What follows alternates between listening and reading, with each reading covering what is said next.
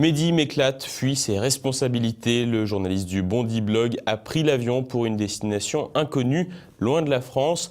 Dans un entretien surréaliste accordé au magazine Bobo Télérama, il revient sur les raisons de ses écrits pour le moins controversés.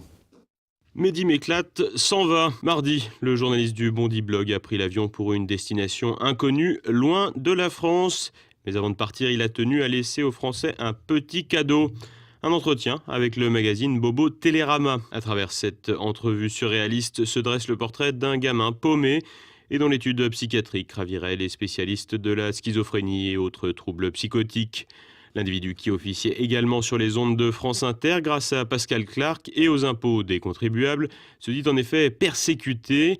Il dit même être la cible de la fachosphère qui menace sa vie et l'attend à chaque coin de rue.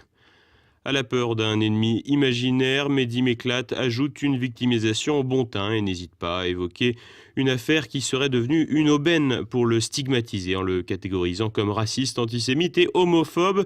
Des accusations selon lui trop faciles et qui s'expliqueraient par le fait qu'il ait vécu en banlieue, qu'il soit jeune et arabe.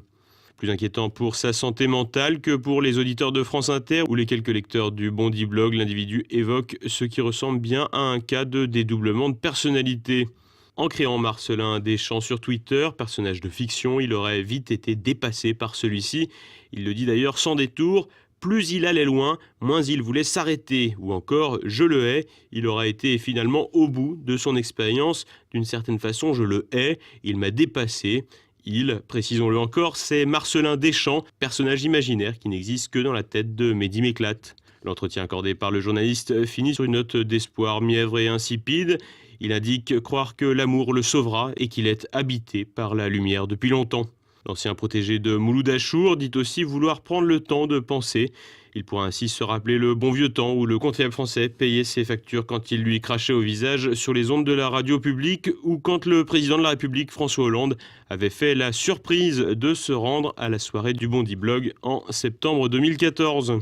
Il pourra aussi repenser à l'image de Mathieu Gallet, patron de Radio France, pour qui il affirme que son alter ego, Marcellin Deschamps, portait un amour indéfini, indéfinissable, obsessionnel et excessif, et à qui il envoyait des messages romantiques. Des messages qui dénotent d'ailleurs un peu avec les tirades pas vraiment favorables aux homosexuels qu'il publiait habituellement.